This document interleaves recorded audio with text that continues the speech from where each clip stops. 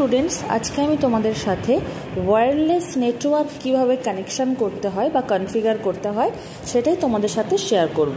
তো প্রথমেই আমি এন ডিভাইসের থেকে একটা ওয়্যারলেস রাউটারকে নিয়ে নিচ্ছি। রাউটারের সাথে আমি আরও দুটো পিসি নিয়ে নিচ্ছি। তোমরা চাইলে এক্ষেত্রে ল্যাপটপও নিয়ে নিতে পারো, ইনফ্যাক্ট তোমরা মোবাইলকেও নিতে পারো। যাই হোক, আমি এই মুহূর্তে দুটো পিসিকে নিচ্ছি। রাউটারের উপর ডাবল ক্লিক করে রাউটারের কিছু সেটিংস আমি চেঞ্জ করে নেব। তো রাউটারের এখানে নিজস্ব একটা আইপি অ্যাড্রেস দেওয়ার জায়গা রয়েছে, সেখান থেকে আমি আমার পছন্দ মতো একটা আইপি অ্যাড্রেস 192.168.0.1 করলাম আর ডিএইচসিপিটাকে চেঞ্জ করে স্ট্যাটিক রাখলাম। এরপরে আমি সেভ করে নিচ্ছি এবং তারপরে চলে যাচ্ছি আমি ওয়্যারলেসে। এক্ষেত্রে যে সেটিংসগুলো আছে সেগুলো অ্যাজ ইট ইজ থেকে যাবে, শুধুমাত্র ওয়্যারলেসের নেমটাকে চেঞ্জ করে আমি মাই হোম নেটওয়ার্ক করছি। তোমরা তোমাদের মতো যে কোনো নাম রাখতে পারো অথবা ডিফল্টটাকেও রাখতে পারো। এরপরে আমি সেভ করে নিচ্ছি। এরপর ওয়্যারলেস সিকিউরিটিতে ক্লিক করে এক্ষেত্রে শুধুমাত্র চেঞ্জ করে ওয়েব করে নিচ্ছি এবং তারপর একটা কি জেনারেট করে নিচ্ছি। এখানে আমি 0 to 9 পর্যন্ত একটা কি জেনারেট করছি। তোমরা তোমাদের পছন্দ মতো করতে পারো, কিন্তু 0 থেকে 9 খুব সহজ সংখ্যা, সেই জন্য 0 থেকে 9 পর্যন্ত নিয়ে নিচ্ছি। তারপর এটিকেও সেভ করে নিচ্ছি। এরপর আমাদের যে ডেস্কটপগুলো নেওয়া ছিল সেগুলোর আইপি অ্যাড্রেস জেনারেট করতে হবে। এই আইপি অ্যাড্রেস জেনারেশনটা আমি প্রত্যেক দিন দেখিয়েই থাকি, তো একই পদ্ধতিতে এখানে আইপি অ্যাড্রেস জেনারেট করব।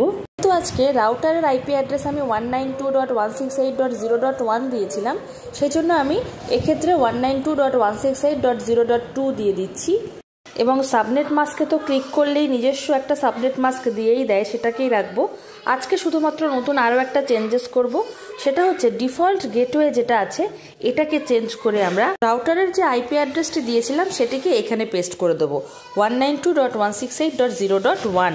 সেম পদ্ধতিতে মেশিন নাম্বার 2কেও নতুনভাবে আইপি অ্যাড্রেস জেনারেট করতে হবে, সেই জন্য আমি এক্ষেত্রে দিচ্ছি 192.168.0.3। আর ওই একই পদ্ধতিতে ডিফল্ট গেটওয়েটা কিন্তু রাউটারের আইপি অ্যাড্রেস মানে 192.168.0.1কে রেখে সেভ করে নিচ্ছি। প্রত্যেকটা মেশিনে পিসির যে ইন্টারফেস আছে সেটাকে একটু চেঞ্জ করতে হবে। এই জন্য পিসিতে ডাবল ক্লিক করে প্রথমেই লেফট সাইডে চলে যাচ্ছি ফিজিক্যাল, সেখানে গিয়ে পিসির যে বাটনটা আছে এটাকে সুইচ অফ করে নিচ্ছি এবং তারপর একটু নিচের দিকে চলে আসছি এবং নিচের দিকে দেখা যাচ্ছে যে এখানে একটা ইন্টারফেস নেই। এখান থেকে ইথারনেটের পোর্টটাকে ড্র্যাগ করে নিয়ে এসে লেফট সাইডে ডিলিট করে নিলাম এবং উপর থেকে WMP ইন্টারফেসটা নিয়ে এসে এখানে পুট করে দিলাম। এরপর পিসি ওয়্যারলেসে ক্লিক করে এখানে ওয়্যারলেস সেটিংসটাকে করে নিচ্ছি। তো প্রথমেই চলে যাচ্ছি, এই দেখো এখানে একটা কি দেওয়ার অপশান রয়েছে। তো সেক্ষেত্রে আমি ওখানে আগে যে কিটা পুট করেছিলাম 0 থেকে 9 পর্যন্ত সেটাকে দিয়ে তারপরে আমি কানেক্টে ক্লিক করছি। আর দেখো তোমাদেরকে একবার দেখিয়ে দিচ্ছি, এবার লিঙ্ক স্টেটমেন্টটা কিন্তু দেখাচ্ছে যে আমি কানেক্ট সাকসেসফুলি করে ফেলেছি। এবার যে আগের পদ্ধতিটি শেয়ার করলাম সেই একই পদ্ধতিতে রাইট সাইডে যে আরেকটা ডেস্কটপ রয়েছে সেটাতেও সমস্ত কানেকশানগুলো করে নিতে হবে। প্রথমেই আমাকে ইন্টারফেসটা চেঞ্জ করে নিতে হবে এবং একই পদ্ধতিতে ইন্টারফেস চেঞ্জ করার পরে পিসি ওয়্যারলেস কানেকশানটাকেও করে নিতে হবে। দেখো এখানেও প্রথমে তোমাদেরকে দেখিয়ে দিলাম যে প্রথমে কিন্তু কোনো রকম কানেকশন ছিল না, তারপরে ওই আগের পদ্ধতিতেই আবার এখানে কি প্রেস করে তারপরে আমি কানেক্ট করে দিচ্ছি। আর তাহলেই কিন্তু সেকেন্ড মেশিনের সাথেও আমার রাউটারের একটা ওয়াইফাই কানেকশন হয়ে যাবে। আর সমস্ত মেশিনগুলো থেকে দাঁড়িয়ে একবার পিং করে নিতে হবে অন্যান্য মেশিনগুলোতে, আদারওয়াইজ কিন্তু কমিউনিকেশন স্টার্ট হয়ে পারবে না। তো সেই জন্য আমি প্রথম মেশিনে দাঁড়িয়ে একবার রাউটারের সাথে এবং সেকেন্ড মেশিনকে এক এক করে পিং করে নিচ্ছি। তো পিং করার পদ্ধতিও আমি তোমাদের সঙ্গে এর আগের ভিডিওতে শেয়ার করেছি।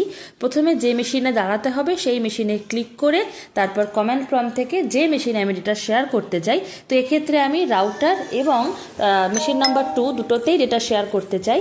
তো সেই জন্য প্রথমে পিং লিখে স্পেস দিয়ে রাউটারের আইপি অ্যাড্রেস দিয়ে এন্টার দিচ্ছি।